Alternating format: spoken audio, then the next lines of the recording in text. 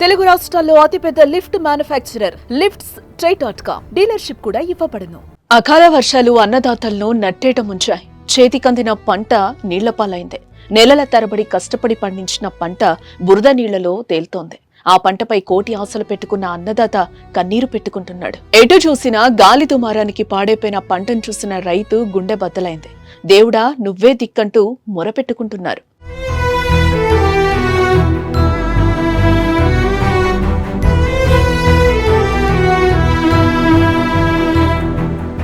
మహబూబాబాద్ జిల్లా వ్యాప్తంగా కురిసిన అకాల వర్షాలు అన్నదాతలకు తీవ్ర నష్టాన్ని తెచ్చిపెట్టింది. ఆ పంటపైనే ఆధారపడ్డ కుటుంబాల ఆశలను వర్షపు నీరు ఆవిరి చేసింది. ఆరుగాలం కష్టపడి పండించిన పంట రేపో మాపో చేతికొస్తుందనే సమయంలో అకాల వర్షాలు రైతులను అతలాకుతలం చేశాయి.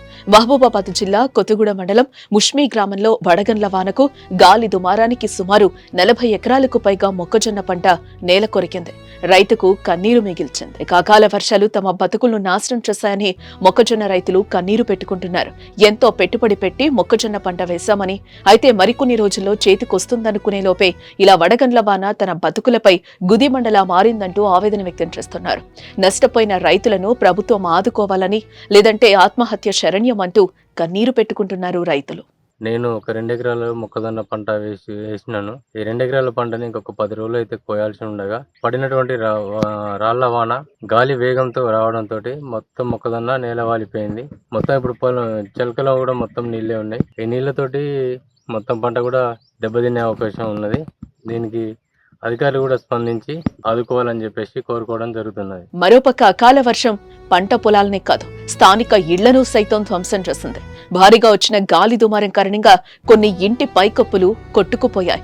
మరికొన్ని ఇంటి రేకులు ఎగిరిపోయాయి. కొన్ని చోట్ల ఇళ్లపై విరిగిన చెట్లు పడిపోయాయి. దీంతో ఏ క్షణం ఏమవుతుందో అనే భయంతో ఇళ్లలోనే బిక్కుబిక్కుమంటూ గడపామని బాధితులు వాపోతున్నారు. ప్రతి ఏడాది అకాల వర్షం వడగండ్ల వానకు ఇలానే అవుతుందని, ప్రభుత్వం తమపై దయ చూపి పక్కా ఇళ్లు ఇప్పించాలని ప్రభుత్వాన్ని వేడుకుంటున్నారు. నిన్న సాయంత్రం వచ్చిన గాలి వానకి రేకులు ఇల్లు అనేది పేప కట్టుకున్నాం. సంవత్సరానికి అటు హైదరాబాద్ పనికి పోయి వలసలకు పోయి ఇక్కడ ఎంతో కట్టుకుంటే అది నిన్న వర్షానికి కప్పు లేచిపోయింది. లోపల ఉన్న సామాను బియ్యం బస్తాలు బీరోలు బట్టలు ఇట్లా మొత్తం తడిసి ఆగమైంది.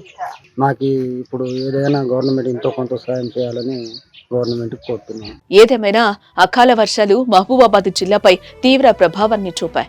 చేతికొచ్చిన పంట నేల కొరిగి రైతు గుండెల్లో గుదిబండలా మారింది. కనీసం కొద్దో గొప్ప తడిసిన పంటకైనా సరైన గిట్టుబాటు ధర వస్తుందో లేదోననే భయంతో రైతులు బిక్కుబిక్కుమంటున్నారు. రైతుల ఆవేదనను ప్రభుత్వం అర్థం చేసుకుని వారిని ఆదుకోవాలని, లేదంటే రైతుల పరిస్థితి మరింత ఘోరంగా మారుతుందని పలువురు వేడుకుంటున్నారు. మొక్కజొన్న ఇంకా 20 రోజులు అయితే చేతికొచ్చేది ఉండేది సార్. ఈ మొక్కజొన్న సుడిగాలతో వచ్చి అంత అడ్డం పడి కొద్దిగా రాళ్ళు కూడా పడ్డాయి. మొత్తం పడిపోయింది సార్. నా పేరు ఈసాయి, ఊరు లడాయిగడ్డ, గ్రామం కొత్తగూడెం.